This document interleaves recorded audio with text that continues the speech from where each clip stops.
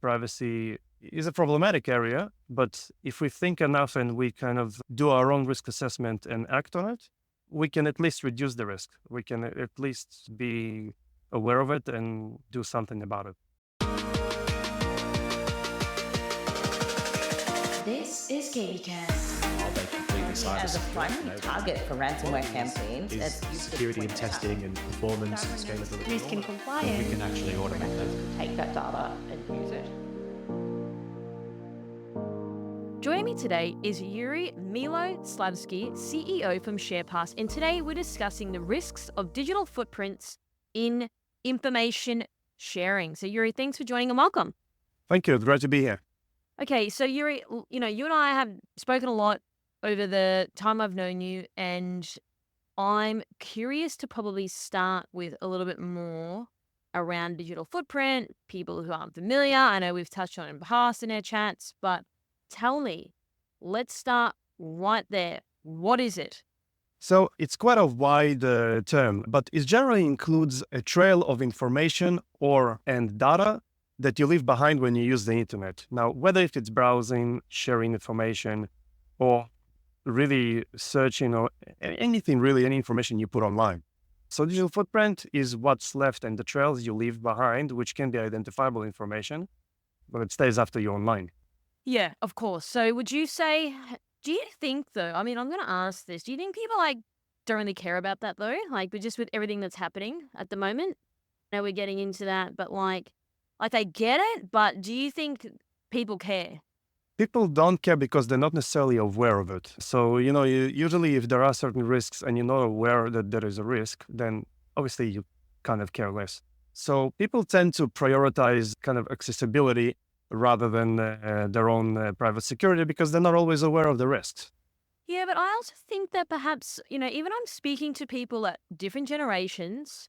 Now, some people say they just don't care, even if they are aware of the risks. Even if I'm speaking to someone on the weekend about, these are some of the risks, people just go, oh, I don't really care. Like, all these other breaches have happened and all these other things are happening. I think people, I don't know, do you think that perhaps they're just like, well, there's so much going on in the world, like it's just another thing I've got to think about and worry about, and until it happens to them, as we know, do you think people are just not going to really think about it or care? I think the awareness is slowly going up and people are a little bit more aware of the risks. So yes, there will always be people that kind of care less about those things. There are also people who don't care and they still, for example, use very, very simple passwords or like no MFA. And you will always find those type of users. But the majority of people are becoming more and more aware. And as kind of technology progresses and the new generation becomes more technological, I would say, people understand, in my opinion, more and more that their online presence is actually important and critical. And it can really risk like pretty much everything, and starting from financial and on the way up to, private and so forth. So, everything online today. So I think awareness is going up. It's still not quite there, but I believe people care more about it. Okay, so you said before online presence, when people are aware, they care more about it. What do you think when you're speaking to people? What do they care most about, would you say, if you had to guess? Well, people most of all care about just accessing data and that being convenient and user-friendly. So people love when it's easy. So, and in the pursuit of easy, sometimes they give up on their personal information. They give up on a very important aspect of privacy. And I mean, that sort of leads me to my next sort of point is people are willing to trade. I mean, we've heard this term, security or privacy for convenience, which I understand, right? So work out that conundrum for me. Like, I get it. Like, if I put my general person hat on, I understand it. But then, of course, from a security point of view, it doesn't work. But then sometimes the way in which cybersecurity practitioners think, just it's people can't operate like that. We can't have all of these things and all these barriers, or else things would never get done, right? So where do we find the equilibrium? What happens normally is today there is quite a wide gap between the industry and the end user. And as you said, convenience is quite a major factor for the typical end user because they just want to get things done and they want it done simply and easily. And this is why I believe there is a gap, because the industry tends to offer a lot of solutions for a lot of problems, but quite a lot of these solutions are quite a steep curve in terms of learning. And some of them tend to be more complex, and a lot of them tend to also complicate things to the point where the user says, well, you know what, I'll accept the risk because it's just easier and I cannot be bothered with all those tools all the time. So the trick is to find and to produce the right tools that are simple enough for a user to use. For example, like in the click of a button, right? So if I'm doing something and it only requires for me like another tap, then in a way it's acceptable, at least for me. If suddenly you need to change the whole process and you need to now onboard a new tool and you need to use it in a different way, and there's a lot of those pop-ups and annoying things, then the user will be like, yeah, well, I don't have time for this.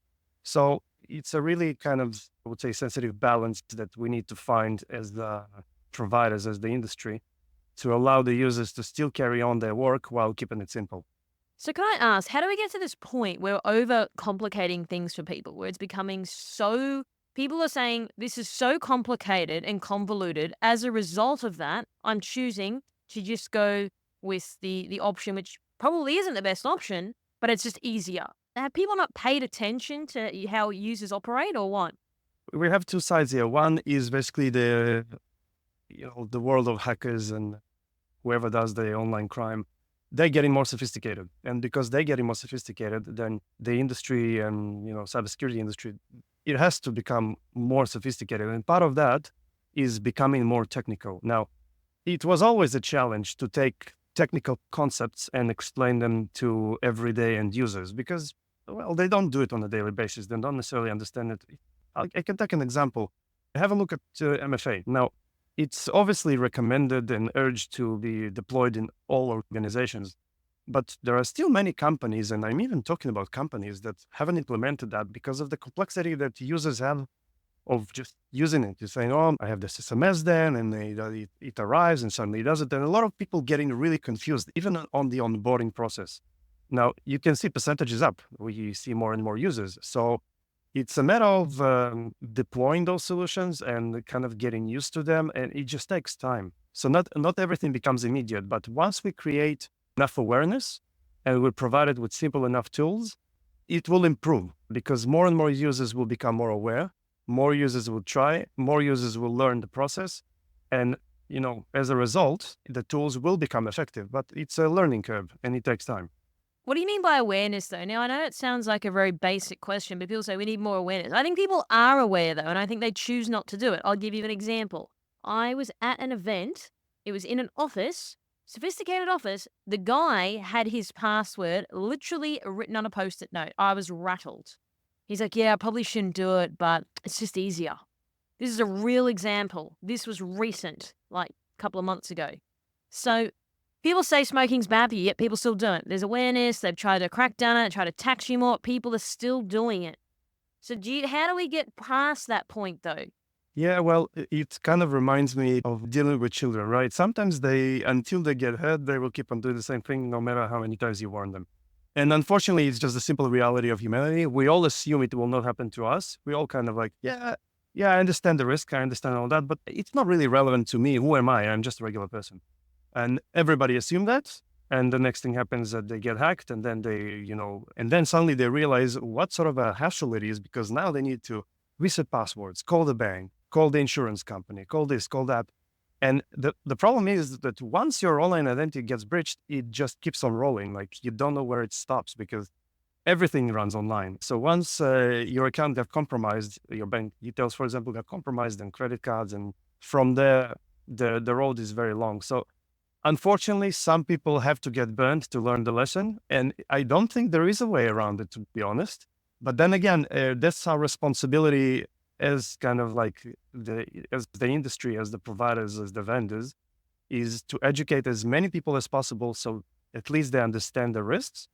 And if people are willing to take that risk, then, end of the day, it's a free country, it's a democracy. And if that's what they want to do and they choose to do it, then they just need to be aware there is a risk. But the problem is that sometimes it's not a risk for them to take. And I think that's where the problem begins, because if a user risks his own online identity, his own information, it's one thing.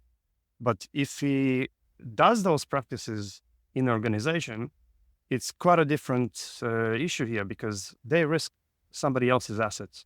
And then they can be liable with their job. They can be liable with, they can be liable for that in general. So it really depends on the case. Okay, so there's a couple of things in there which is interesting. So you said before, like, giving that broad awareness of people has to understand. But do you think perhaps vendor and friends educating on the tech rather than the users? Now, I'm looking at content in companies across the world and large, medium, small vendors all the time. You think people are too focused on that? Because really, at the end of the day, like, it does need to be focused on the users in terms of like what do they get out of it? Because really, no one wants to do more things than they have to do. People already got enough on their to-do list. If they can try to perhaps get back 30 seconds of not doing the extra, authentication with MFA, they probably will. Do you think that perhaps there's just been a lack of understanding people at sort of a fundamental level and living in a perfect world where people are going to do all these checks and balances? Again, I think it's a matter of progress across the timeline. If you can remember where we started with computers, quite a lot of systems didn't have passwords at all. Would be just open. And that at some point was considered to be fine. And sometimes those systems were quite sensitive systems. But as the risk increased, solutions emerged. And today is like an obvious thing. When you access something online, it's pretty much already obvious that you have password. And nobody challenges that anymore. People do challenge passwords. They want other methods, I understand, for convenience. But nobody challenges the fact that you need to have it segregated and you need to have it locked. And the same will happen with majority of the technologies we see today. Antivirus thing is another example. No computer used to have it. It came much later. Initially, there was no antivirus because there were a lot of viruses. So as I said, as the dark side of the online activity emerges, so do the methods to protect it. And then the implementation of it, yes, it just takes time across the timeline. And that's the only thing I see. So in 50 years, whether if it's a fingerprint or face recognition or anything, or voice recognition, it will still remain. It will be just simplified. And I guess that's what the industry is trying to do. We just want to simplify our solutions so the users do not consider it as a major burden. And I think that's the way it probably does need to go because, again, like in a perfect world, we'd love to do all of these things, but that's not the reality of how people are and what they care about. Like, people don't like friction. So then on that note, and I've used this example before, if you're looking at an e-commerce company, your job effectively is to make money. So making money is to get people to buy things. If there's so many things that creates friction, like there's so many MFA, the average person, and they're like, I don't know this, I don't know that, I couldn't be bothered, therefore I'm going to leave the platform because it's all too hard for me to procure something through there. So would you say companies out there know that and are willingly gambling with that fact of, well, I need Yuri to buy from my platform because that's what we're here to do? At the end of the day, businesses are here to make money. Security is a very big part of that, of course.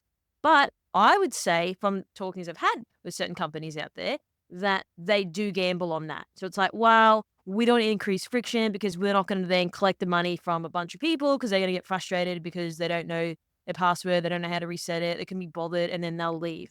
Do you think, from your perspective, companies are acutely aware of that and then as a fact saying, well, we're just going to overlook that? And if something bad happens, then they'll say, oh, well, we didn't know or we tried our best.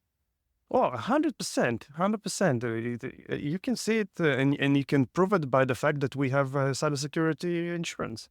That's what cybersecurity insurance is for.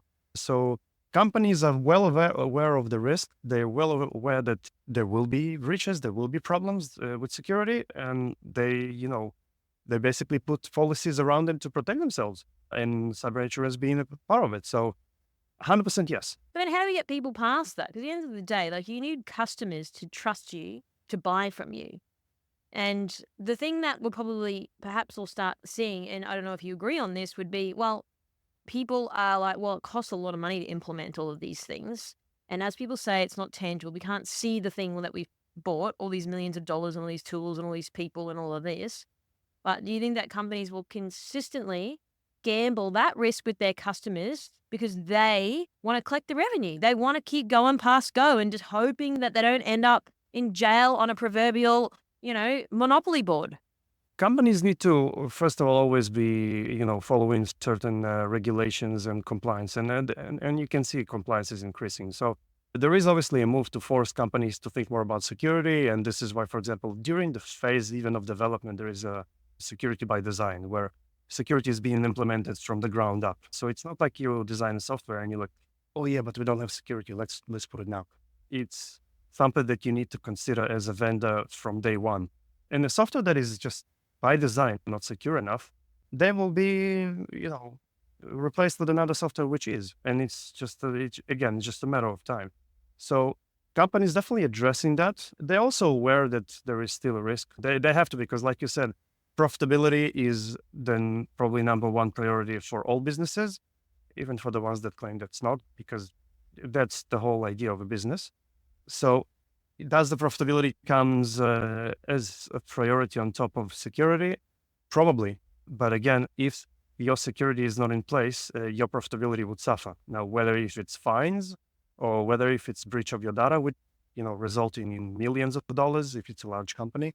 Even for small companies, the damages, you can't measure them because they're damages to reputation. So companies that gets breached, usually there is a big hit on their reputation, and reputation is everything for them. So it's a direct hit on their productivity. So if they think about revenue and revenue only, well, cybersecurity is something they definitely have to consider. So Yuri, you also talk about current practices on information sharing. So perhaps give us some examples. We've been in the industry for quite a while. I run an MSP.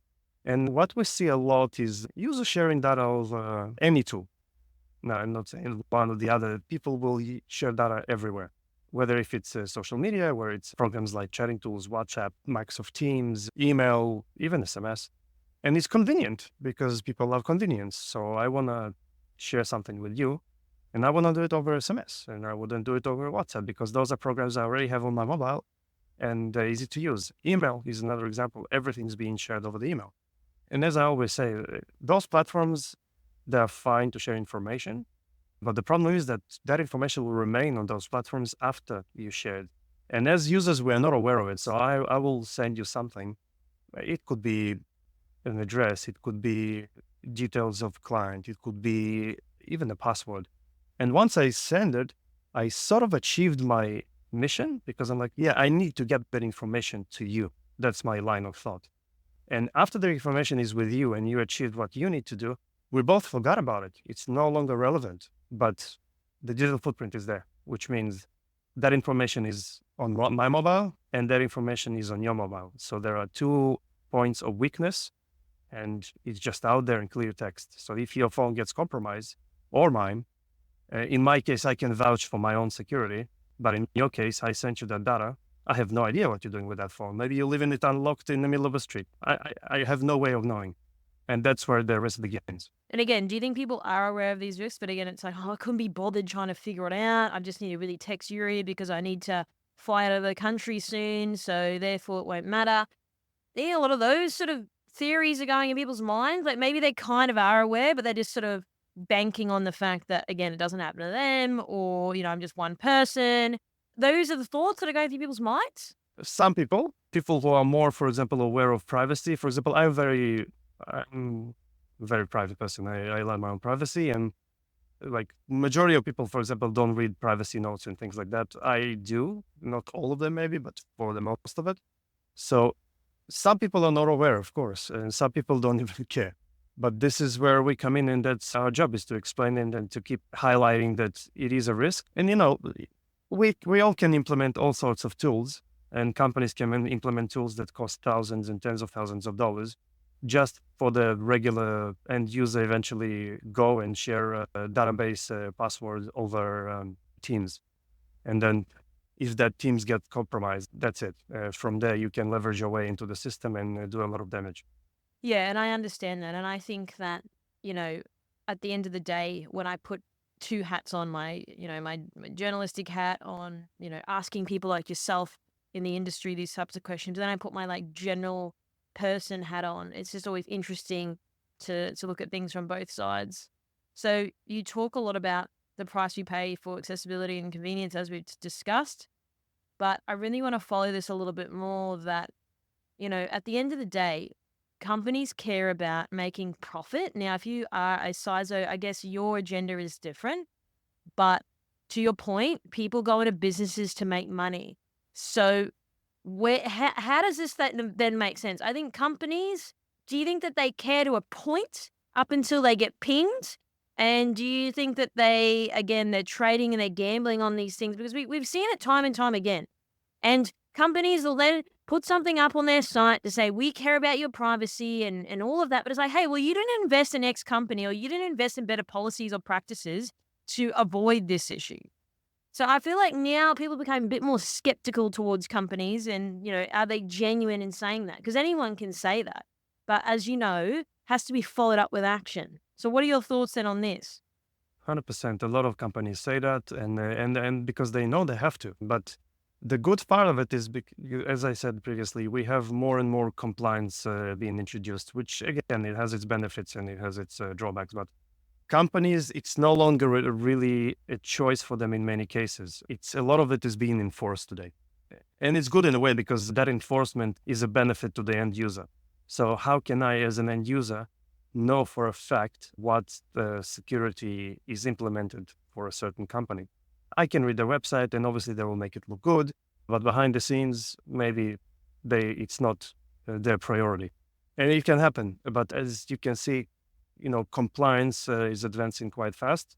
ISO 2700, you have SOC, you have a lot of type of compliances, and some of them are being enforced. Like you have to have it in order to provide certain services. So if you provide payment gateways, then you need to have PCI DSS compliance, for example. And a lot of it is ticking the boxes, but by ticking the boxes, you resolve a lot of those issues. Not all of them.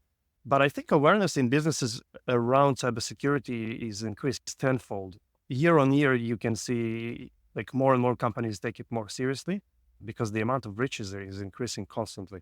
And, that drives improvement. So I'm quite optimistic about it, to be honest.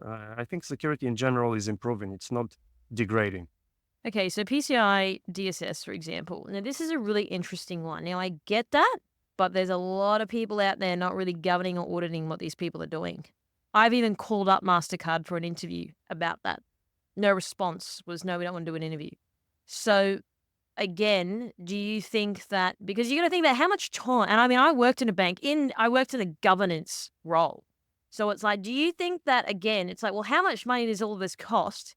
That may outweigh the potential money we may lose on, the fraudulent side of things. I think businesses really are looking at it like that. Oh, it is.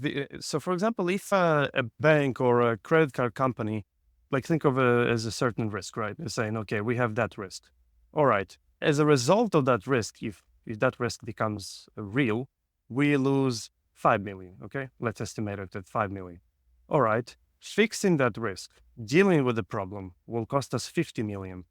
Okay. You know what? We're happy to accept the risk. And it happens. It happens as part of the profitability and part of the budget estimation and planning of each company. Certain things they can get away with and take the decision. Other things are being enforced and they cannot. And now you can see CISOs who made the wrong decisions suddenly, being prosecuted, and you can see extremely high fines. And it happens.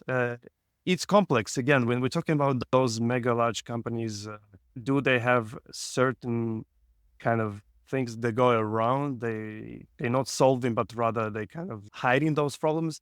Possibly, but I don't think that's the general idea. I don't think that's how it works for the majority of businesses. Well, I mean, I speak to a lot of people, and I'm hearing a bit of this coming through. It's like you said, if it's $5 million potentially of the money we could lose, or it's 50 million to fix the problem, people are going to go with the $5 million. They absolutely will. The interesting part is they have an insurance policy that covers it. So take, for example, a bank, right? So if you had unauthorized transaction and that unauthorized transaction came from a known vulnerability, okay? For the bank, they're saying, well, those authorized transactions in a year cost us, I don't know, a few $1 million.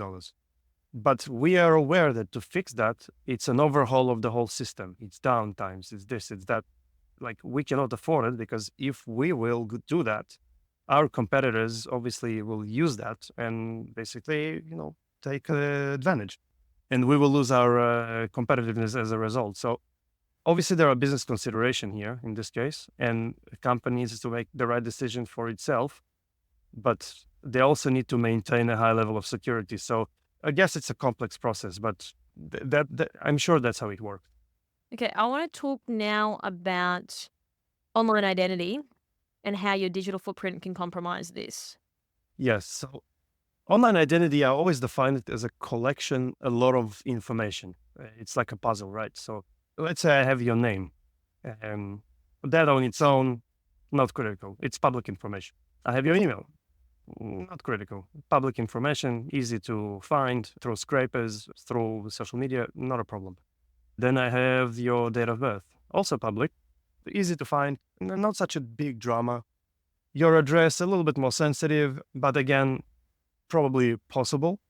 But if you take all of them together, suddenly it becomes more real. Suddenly it's easier to steal your identity, because if I know your name, your date of birth, your address, your phone, and until now, I could identify myself like online to, let's say, insurance company or to a medical company. I could identify myself just by those details. Even like a transport office, I recently called, and the identification, not recently, it was a few years ago. And the identification was, what's your name? What's your address? What's your date of birth? Oh, okay, that's you. And I was in shock. I was like, wow, that was so easy. Like anyone can do that. So when you have a set of those details, that basically creates your online identity. Now, if enough information, personal information, also defined as PII, is compromised, then I can sort of conclude the rest, right? So if I have enough information about you, I can conclude the rest and fill in the gaps, or maybe even guess some of the other gaps. And by that, I can gain access to a lot of your online activity.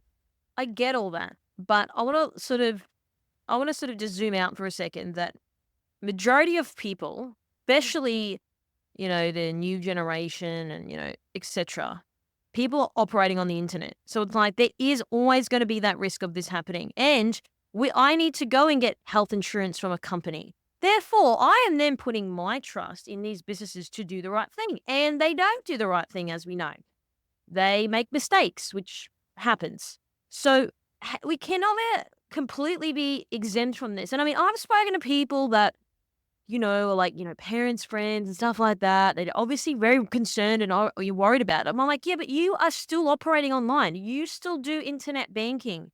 You still do all of these things. Like, you can't even go into a branch anymore to withdraw money out. They've closed them. So it's like we're almost forced to be in this position whether people like it or not. It's just the reality of how it is.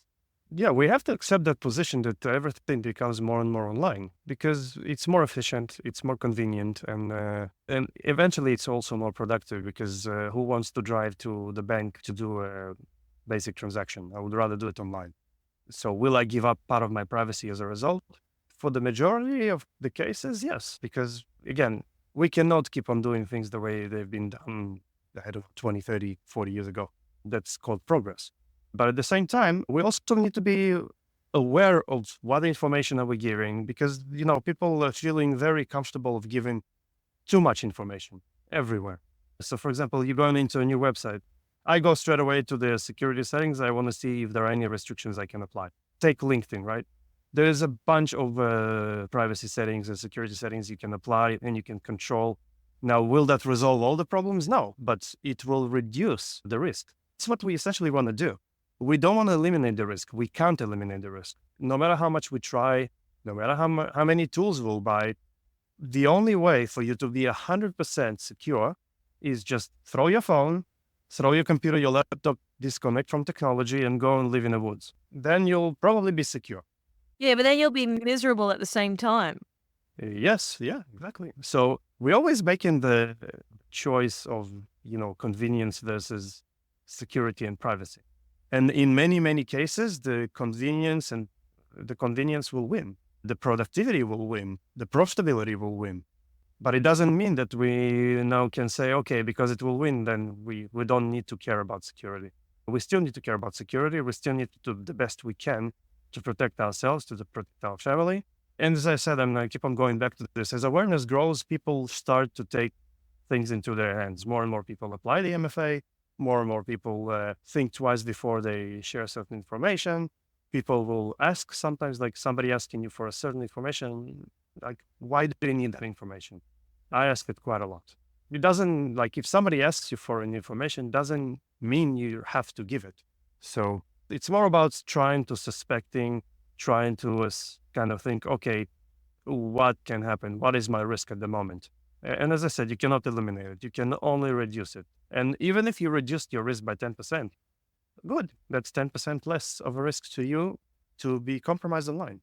Okay, so like, where's the line? So, okay, you're obviously more, let's say, you're on the conservative side, but the average probably person just isn't, right? They're not aware. They probably don't care. They're like, well, I've been in Medibank and Latitude and Optus breach and anyone else after that as well. So I've even had people say, yeah, but Chris, I've been in all the breaches. Why should I care?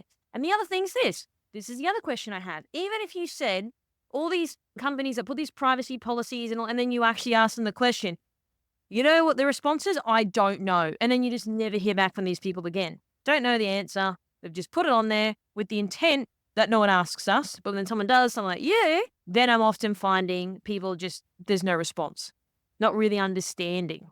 So do you think people are forced though? So it's like, I get your point, but I feel like companies are forcing us to forego our security and our privacy now, whether we like it or not. Well, at the end of the day, when you approach a company and you want a service from them, you need to give some level of information. You need to give, and by that you can say, I give a little bit of my privacy.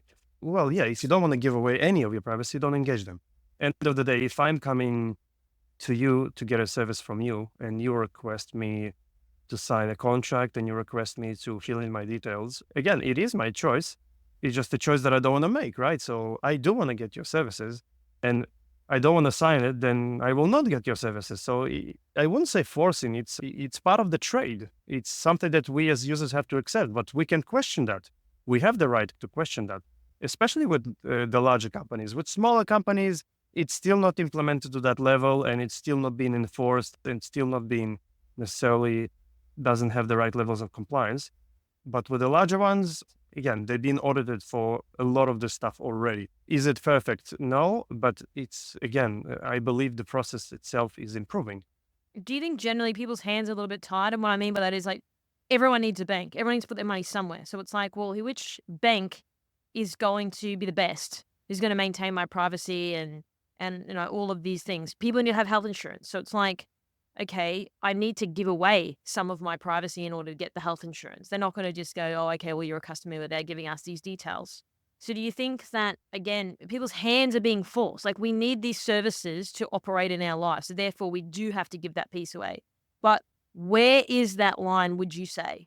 Well, it's quite individual. So that line is for each person. Each person draws his line. And again, in many cases, you don't really have an option. Like, yeah, when I did my health insurance, I gave a lot of the information. Now, if I had a choice of not giving that, would I take that choice? Yeah, I would prefer not to give that information. But at the same time, I do want that service. So I can choose not to do health insurance, but probably it's not a good idea when you have a family. You can call it being forced. I just call it a trade. I'm getting a service, I'm paying for that service, and I need to provide the information at the end of the day. Again, the company, health insurance company, they need that information to do their own math and estimate it. It makes sense. Otherwise they will go to bankruptcy. Again, that's where, profitability and the numbers are coming in. Okay, so let me give you another example. Going back to the branches. So just say someone's like, Chris, I don't want to do online banking. I don't trust it. Okay, I have heard that from people. Fine. But they are now being forced. There's no bank branches that are available. Where are they? They're all gone. They're all like, there's maybe one like in every X amount of suburbs now. Back in the day, not even that long ago, there's lots of them. So that, again, that's why people's hands are being forced. So it's like, well, we don't have a choice now. So how do people get back and call back that privacy? I don't know. I just don't know if people are going to really have that choice. If they want to operate on the internet and do things and be in this, day and age, this is the risk and the trade that you will have to forego. That's how it already works. Yeah. It's true because again, everything goes on, like majority of the services today go online. And yeah, you will have to forego some of your privacy and we're already doing it, right? It's like social media is tracking us everywhere and it's known. But for example, if you look at Australia, right? So they are now applying certain restrictions on social media until a certain age. That's a good move. And that's an example of something is being done.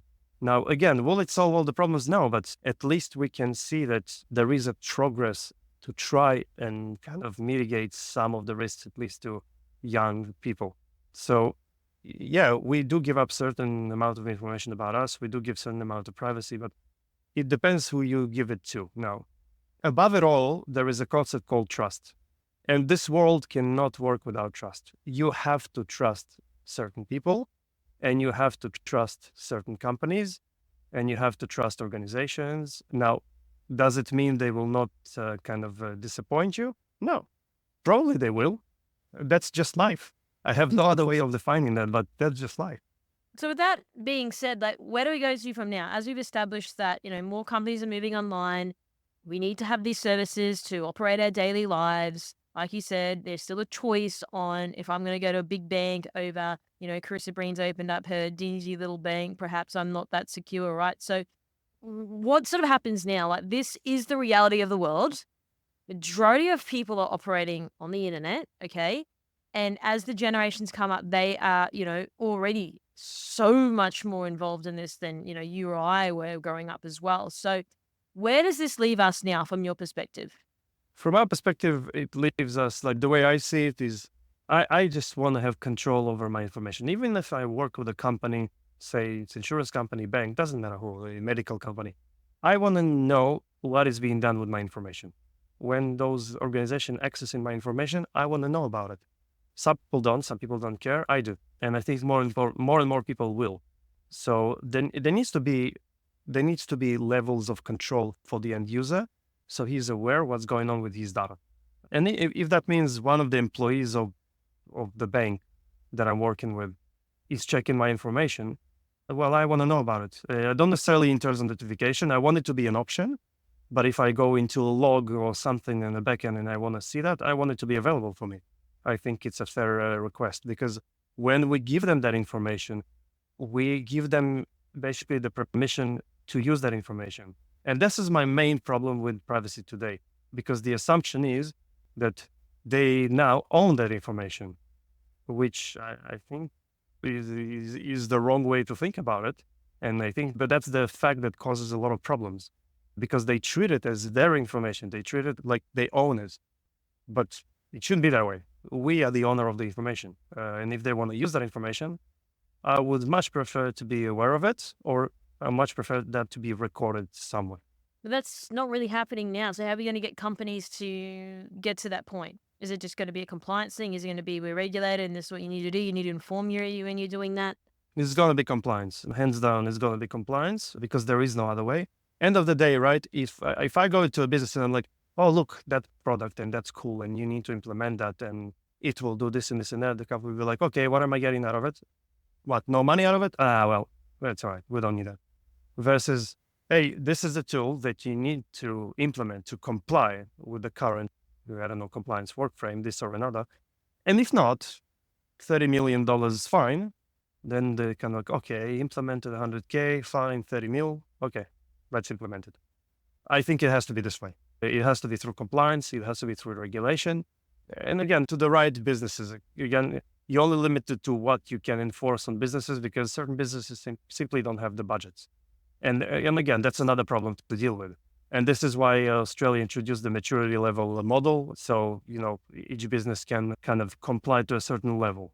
So Yuri, do you have any sort of closing comments or final thoughts you'd like to leave our audience with today?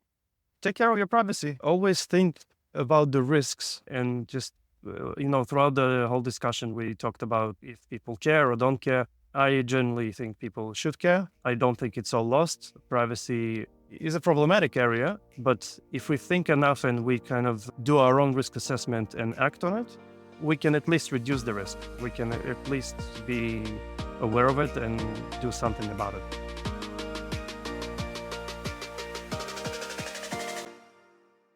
This is KBcast, the voice of cyber. Thanks for tuning in. For more industry-leading news and thought-provoking articles, visit kbi.media to get access today. This episode is brought to you by Mercsec, your smarter route to security talent. Mercsec's executive search has helped enterprise organizations find the right people from around the world since 2012. Their on-demand talent acquisition team helps startups and mid-sized businesses scale faster and more efficiently. Find out more at mercsec.com today.